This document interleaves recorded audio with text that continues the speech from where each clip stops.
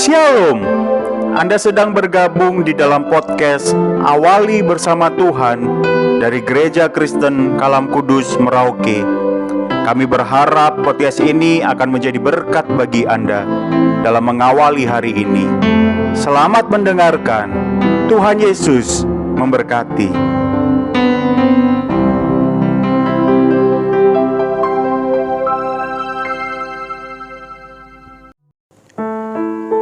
Selamat pagi Bapak Ibu yang dikasihi oleh Tuhan. Senang sekali kita bertemu pada pagi hari ini melalui program Awali Bersama Tuhan. Saya akan mengajak kita untuk menyanyikan tentang kasih, bagaimana kita bisa mengasihi dengan sungguh.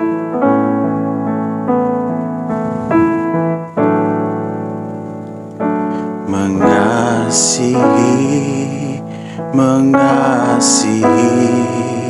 lebih sungguh, mengasihi lebih sungguh. Tuhan lebih dulu mengasihi kepadaku, mengasihi lebih sungguh, menyayangi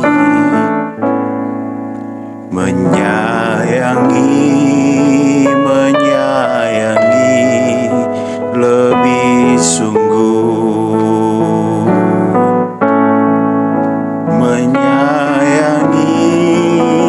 menyayangi lebih sungguh.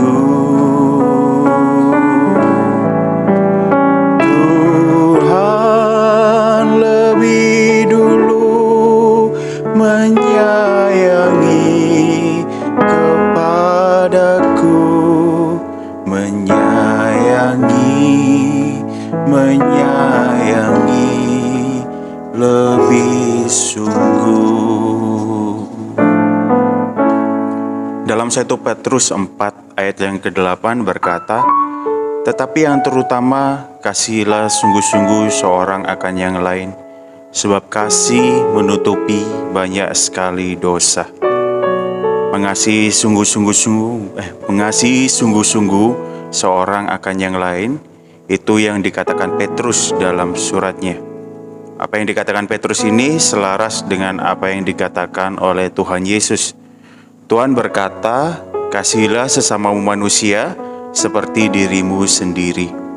Mengapa kita perlu mengasihi seorang akan yang lain? Sebuah pertanyaan bagi kita saat ini di tengah dunia yang acuh tak acuh, dunia yang merindukan sebuah kedamaian. Mengasihi sungguh-sungguh seorang akan yang lain merupakan sebuah perintah yang Tuhan Yesus berikan. Tapi hal ini bukan hanya sekedar perintah. Lebih dari perintah, mengasihi haruslah menjadi gaya hidup orang Kristen. Natur alami dari seorang Kristen adalah mengasihi.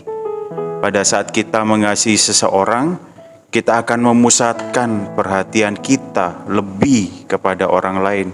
Kita mau mengutamakan orang lain lebih daripada diri kita sendiri. Dalam kasih, kita juga dapat lebih memahami orang lain dalam kondisi apapun, dalam kekurangan, kelebihan, dalam sehat maupun sakit. Saat kita memahami orang lain, kita dapat mengerti orang lain itu secara mendalam. Saat kita mampu mereject diri kita, meminimalkan diri kita, mematikan diri kita, dan mau memahami orang lain terlebih dahulu, maka di saat itulah kita dapat menutupi banyak sekali dosa. Dosa dari kelemahan orang lain, kita dapat menutupnya dengan kasih dan pengertian kepada orang tersebut.